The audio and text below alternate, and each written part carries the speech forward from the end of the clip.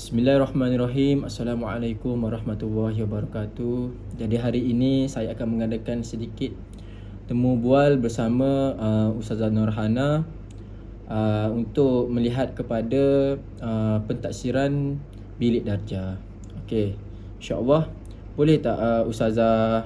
Assalamualaikum Ustazah. Waalaikumsalam warahmatullahi. Boleh tak Ustazah perkenalkan diri dulu, di mana Ustazah mengajar dan subjek apa yang Ustazah mengajar? Assalamualaikum warahmatullahi wabarakatuh. Waalaikumsalam. Saya Ustazah Nurhana. Saya mengajar di Sekolah Menengah Sains Tengku Abdullah, Raub Pahang, bermula pada tahun 2008, minta maaf. Okey Ustazah, berapa lama Ustazah ni sudah menggunakan pentadsiran bilik darjah? Dan apa yang Ustazah faham tentang pentadsiran bilik darjah? Saya mula menggunakan pentadsiran bilik darjah atau lebih dikenali sebagai PBD bermula pada tahun dia diperkenalkan, iaitu pada tahun 2019 hingga ke sekarang. Jadi lebih kurang 5 hingga 6 tahun lah saya menggunakan PBD ini di dalam kelas terhadap semua murid-murid saya. Jadi Ustazah, apa sebenarnya yang dimaksudkan oleh PBD ni? Okey, sebenarnya PBD ini menggantikan peperiksaan. Yang sebelum ni sekolah mengadakan peperiksaan untuk menguji pelajar-pelajarnya. Tetapi kerajaan melihat kepada pentingnya pentadsiran yang berterusan kepada semua murid, yang mana melihat kepada semua aspek kemahiran mereka, ilmu, pergaulan, sikap. Jadi itu sebenarnya yang saya faham tentang PBD ini. Oh, macam tu. Kiranya secara ringkasnya PBD ni dia menggantikan peperiksaan lah, dan lebih menguji kemampuan murid tu secara menyeluruh, bukan sekadar melalui peperiksaan.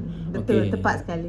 Okey, jadi Ustazah, adakah ada panduan rasmi ataupun tata cara untuk menggunakan dan melaksanakan PBD ni? Okey. Saya melaksanakan PBD berasaskan DSKP, iaitu dokumen standard kurikulum untuk DSKP dan buku panduan yang dikeluarkan oleh KPM tentang pelaksanaan PBD.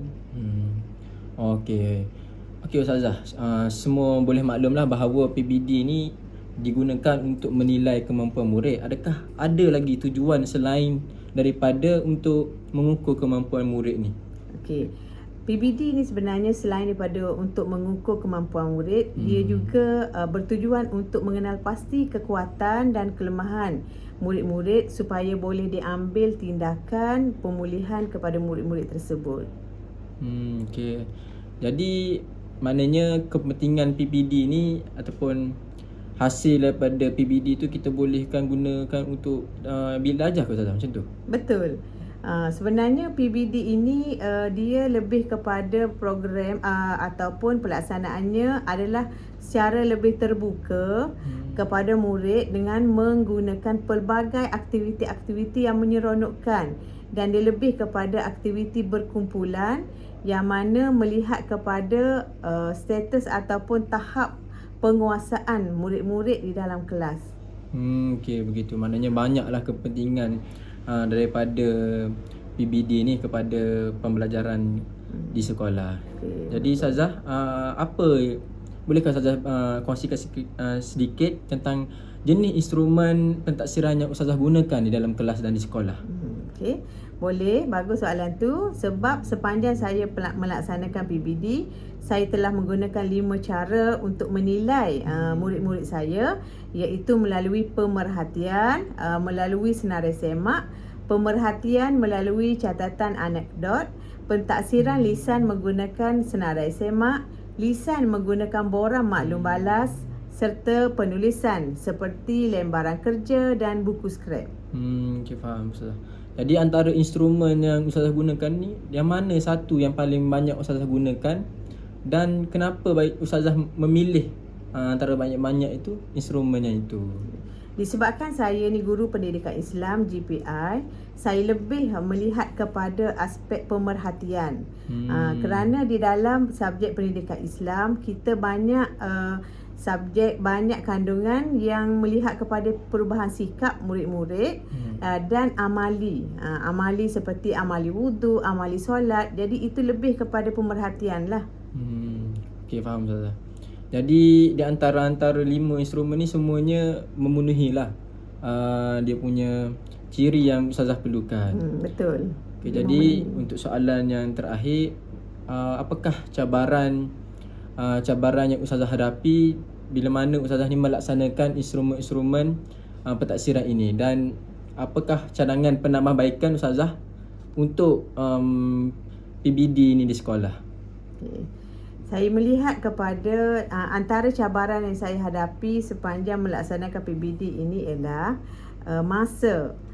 Masa sebab bagi saya sekolah berasrama penuh banyak terlibat dengan aktiviti-aktiviti lain seperti co-curriculum, aktiviti-aktiviti hal ehwal murid yang mengganggu masa untuk saya melebih kepada melihat pemerhatian dan mengadakan lisan dan sebagainya untuk melihat perkembangan murid saya. Jadi cadangan saya adalah pihak sekolah perlu duduk bersama-sama dalam bidang kurikulum, hal ehwal murid dan co-curriculum untuk memberi lebih kepada masa untuk kurikulum, yang mana kepada guru melihat dalam kelas itu, melihat murid-murid, dan ini juga penting supaya menjaga waktu PDP, supaya program-program dan aktiviti tadi tidak mengambil masa PDP murid-murid bersama guru. Okey, maknanya secara ringkasnya perlukan kerjasama lah antara pentadbir sekolah dengan guru-guru, dan semuanya memainkan peranan penting untuk memastikan PBD ini berjalan dan lancar dan memenuhi tujuan yang asalnya. Okey, sekian pada hari ini. Terima kasih sekali lagi kepada Ustazah kerana sudi meluangkan masa pada malam ini untuk melakukan sedikit temu bual. Sama-sama. Okay, Assalamualaikum warahmatullahi wabarakatuh.